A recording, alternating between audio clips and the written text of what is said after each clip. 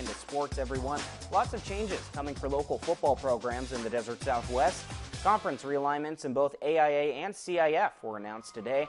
Beginning with the Arizona side, Cibola and Kofa will be moving down in conference. The Raiders heading to 5A, down from 6A, and the Kings down from 4A to 3A. Both moves that come after recent struggles from each squad last season. On the California side, two teams also moving down. Both Holtville and Southwest are heading down to Division 5, previously in D4, while the Palo Verde Yellow Jackets, fresh off their San Diego Section D4 title, will be moving up to Division 3.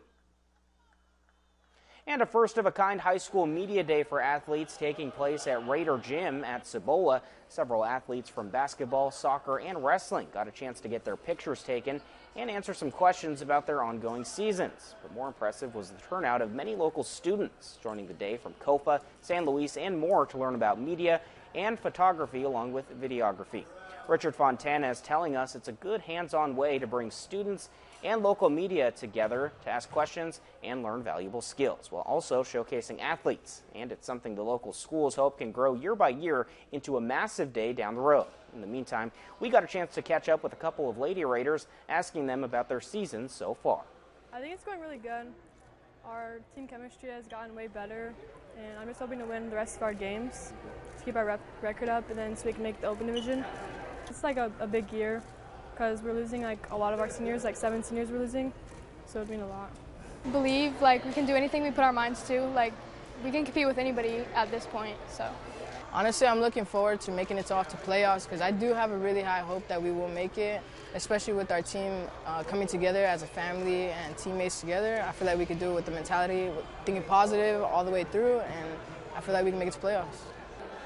And that second half playoff chase continuing tonight for both of those teams. Let's jump right into it.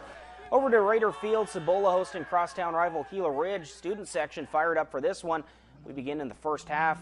Again, Raiders taking on Gila Ridge. Now Cibola up 2-0. They want to extend that lead. Osvaldo Lastra finding Gael Castro from way outside the box. He fires it. This one right at the Hawks keeper, though. Castro wanting that one back. It's still 2-0 Cibola. Gila Ridge, though, they need to get on the board. Alex Cady on the throw-in over to Jose Guzman. Back over to Cady. Maybe a chance in the box for Gila Ridge. Ball nearly taken by Max Oliver, but instead it's swallowed up by Raider keeper Isael Ibarra. On the other end, Cibola, they'd actually get awarded a penalty. So here's the captain, Nathaniel Claudio, on to take the shot, and it's good. Raiders extend their lead to 3-0, and they would eventually add on one more goal en route to their 7th win on the year. Your final score in this one, 4-0. Staying at Cibola boys basketball, they're also taking on Gila Ridge. Raider coach Dennis Ponder matching wits with the Hawks' Andre Simmons. Late in the first half, a tech given to the Raider bench, so here's the Hawks' Isaac Zaragoza sinking his second of 2 free throws. Raiders still up in this one, though. It's 31-21. And later, on a missed shot for Gila Ridge, this will put the Raiders in transition after you see another made free throw there. But take a look at this. Maddox Harmony finding Jose Fernandez. He's going to go up and over, and then he's going to get a friendly roll, laying this one in for the bucket and one. Now you're going to check out the free throw here. Fernandez, he'd sink this one no problem. He converts the three-point play, but he ends up saying something the ref doesn't like, and he actually gets tossed from this game. His second technical on the night. His first half ends up finishing, the Cibola first half ends up finishing 34-21. Eventually, the Raiders would hang on in this one, though. They win big, a 62-34 W.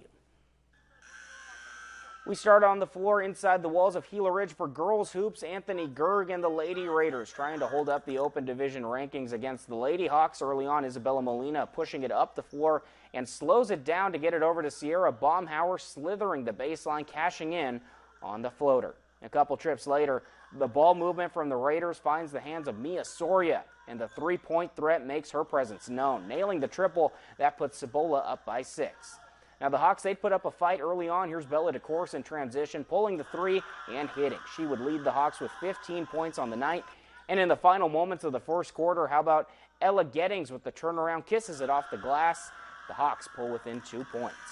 And you can listen in on Coach Lindsey Martin telling girls, hey, of course you didn't believe in yourselves 8 minutes ago. You should now. Some good motivation for the Hawks, but Cibola would come out swinging in the second. The ball movement frees up Soria again. She is pure from deep.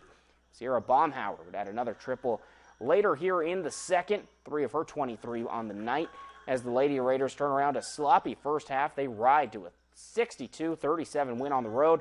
They're now 15-7 on the year.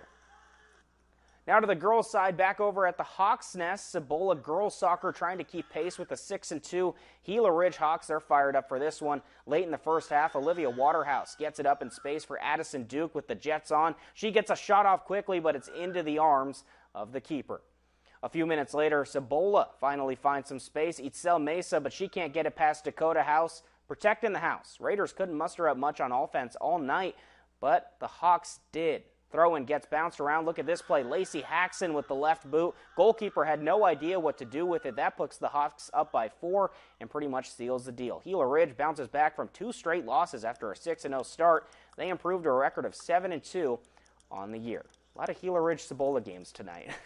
Moving on, Yuma Catholic girls basketball. They were also in action tonight at home. The Lady Shamrocks taking that one against the River Valley Dust Devils. They win it in an absolute blowout. 82-8 your final, showing no mercy against the Dust Devils. That's all the time we have for sports.